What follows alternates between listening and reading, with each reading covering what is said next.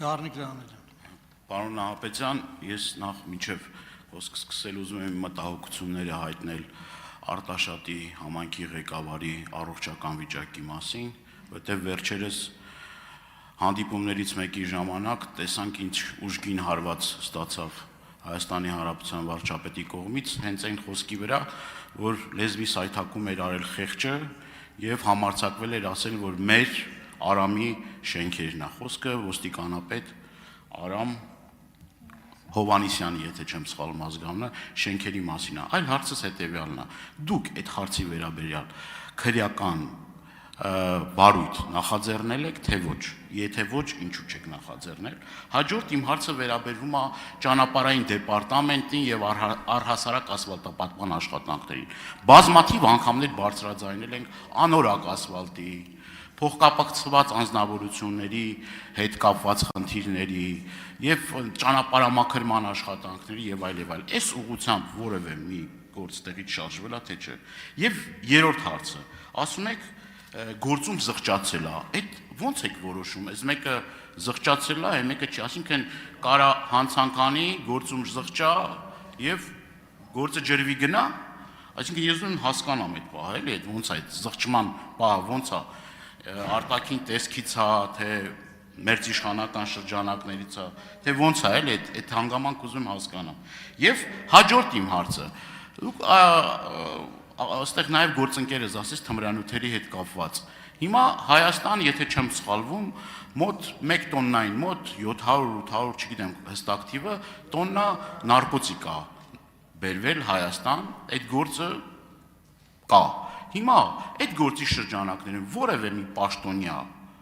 պաշտոնյայի վրա քրեական գործ հարուցվել է, թե չէ, հասկանում ենք, չէ՞ որ երկնքից չի ընկել այդ նարկոտիկը, սահմանով է եկել, մարդիկ կան եւ այլ եւ այլ։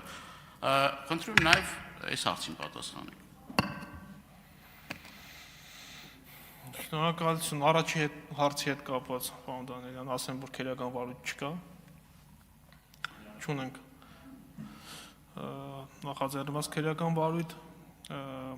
թմրամիջոցների հետ կապված ես այս հարցադրմանը պատասխանեցի, որ դա չի մտնում հակակոռուպցիոն կոմիտեի գործառույթների մեջ ընդհանուր թմրամիջոցների դեմ պայքարի եւ դրանով նախաքննության կատարման լիազորությունը վերապահված չէ հակակոռուպցիոն կոմիտեին, անգամ ձեր նշած դեպքում թե արդյոք որևէ պաշտոնյա ներգրավված է եղել, հա, որ թմրամիջոցը հասել է Հայաստանի Հանրապետություն, ըստ էության նկարագրում եք անփութության իրավիճակ, հա, եթե պաշտոնյան անփույթ է եղել, այս դեպքում ունենք վարույթ թե չէ, պաշտոնական անփութության դեպքում եւս քննությունը վերապահված է քննչական կոմիտեին եւ ձեր հարցադրմանը ես չեմ կարող պատասխանել, եթե ունենում ենք դիտավորություն վարույթով հիմնավորված, ապա այդ դեպքում նախաքննության կատարելու լիազորությամբ օժտված է հակակոռուպցիոն կոմիտեն։ Ձեր նշած դեպքում մենք նմանատիպ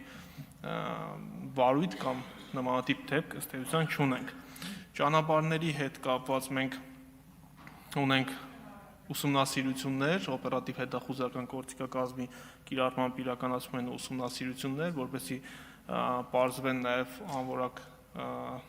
ճանապարհաշինության գործընթացում հնարավոր կոռուպցիոն ռիսկերը եւ ունենք նաև մի շարք քրեական վարույթներ, նորից անորակ շինարարության, այդ թվում նաև անորակ ճանապարհաշինության հետ կապված, որոնցով իրականացվում է քննության արդյունքների մասին հանրությունը կիրազեկվի։ Ինչ վերաբերում է գործուն զղջալու հիմքերին, գործուն զղջալու մասով օրենսդրությունը հայեցողական լիազորություն է տվել նախաքննական մարմնին եւ դատախազի հաստատմամբ անձի նկատմամբ նախաձեռնված քրեական հետապնդումը կարող է դատարեցվել կամ կարող է քրեական հետապնդում չիրականացվել, քրեական վարույթի մի շարք հանգամանքներ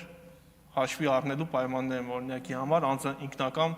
եկել ներկայացել է նախաքննական մարմնին եւ հայտնել է, որ X պաշտոնյային տվել է որոշակի գումարի կաշառք, համագործակցել է նախաքննական մարմնի հետ, ցուցմունքներ է տվել, աջակցել է բացահայտմանը եւ նախաքննական մարմինը գտնում է, որ այս անձի նկատմամբ մեղադրական եզրակացություն կազմելը նպատակահարմար չէ։ Արդյունքում ունենում ենք գործուն զղջալու իրավիճակ։ Ես ասացի մեկ իրավիճակ, որը հնարավոր է, բայց ամեն քրեական վարույթով մենք ունենք առանձնահատուկ դեպք եւ առանձնահատուկ մոտեցում։ Այսինքն սա վերապահված է օրենսգրքով նախաքննական մարմնին եւ համարվում է հայեցողական լիազորություն։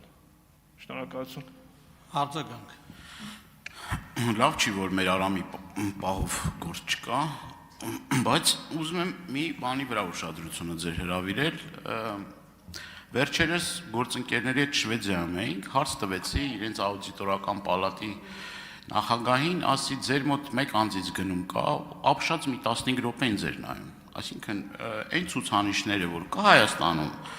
այդ մարդկանց մոտ ցնցումներ առաջացրեց եւ շոկի մեջ էին։ Հիմա Հայաստանի Հանրապետությունում ահագնանում է մեկ անձից գնումները եւ դա պատահականություն չէ, էլի իմ համեստ կարծիքով, չգիտեմ, ես գործի մասնագետ չեմ, բայց մտահոգիչ է այդ թվերը։ Եվ հատկապես այդ մեկ անձից գնումների հետ կապված այսպես զգայուն հարցեր կա, որ մրցույթ չի հայտարարվել եւ այլ եւ այլ։ Այս սրա վերաբերյալ դուք կոռուպցիոն ռիսկեր տեսնում եք, թե չեք տեսնում եւ այդ ուղղությամբ ինչ քայլեր են կատարվում։ Պարզա չէ, որ պատահական շատ քիչ է տենց բաները։ Պարոն Ադրյան, կոռուպցիոն ռիսկի առումով ցանկացած իրավիճակում կարող ենք որոշակի կոռուպցիոն ռիսկեր, հա, գնահատենք ու ասենք, այս դեպքում տեսնում ենք կոռուպցիոն ռիսկ, այնպես դեպքում չենք տեսնում։ Ձեր նշած գնման գործընթացի հետ կապված, հա, եթե դուք ունեք կոնկրետ դեպք, որտեղ ինքներդ տեսել եք կոռուպցիոն ռիսկ, հա, մեկ անձից գնման ընթացակարգի մասով, ապա դուք կաշկանդված չեք, որպեսզի հաղորդում ներկայացրեք։ Մենք ինքներս նաև օպերատիվ ստորաբաժանումներում համապատասխան հիմքերի տվյալների առկայության դեպքում ուսումնասիրություններ անում ենք եւ շատ դեպքերում ունենք արդեն նախաձեռնված քրեական վարույթներ, երբ որ գտնում ենք, որ գնման process է խախտվել, գնման դասակարգ է խախտվել։ Սակայն եթե դուք ինքներդ ունեք նմանատիպ դեպք, որովհետեւ ես ձեր հարցին ընդհանրական չպատասխանեմ, ներկայացրեք այդ դեպքը, մենք իրավական գնահատական տանք ու ձեր հարցադրումը ստացվի որ լիարժեք պատասխան է ստացել։ Շնորհակալություն։